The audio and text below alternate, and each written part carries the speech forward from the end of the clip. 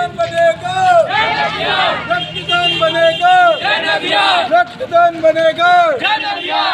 Corona virus हेतु जन जागरूकता अभियान। आपको बता दें कि राजनांदगांव के छुईखदान क्षेत्र में नगर में युवा ग्रुप संस्था के अध्यक्ष डॉक्टर एसके वैष्णव के नेतृत्व में और संस्था के सक्रिय सदस्यों के सहयोग से कोरोना वायरस के बढ़ते प्रभाव को देखते हुए नगर में जय स्तंभ चौक, बस स्टैंड व सरकारी अस्पताल में निःशुल्क मास्क वितरण किया गया। इस दौरान इस वायरस से बचने हेतु समझाइश भी लोगों को दी गई। आपको बता दें कि युवा ग्रुप संस्था के 20 सक्रिय सदस्यों ने नगर में बाजार लाइन तक घूमकर सभी लोगों को मास्क लगाने के प्रति सजग प्रयास किया।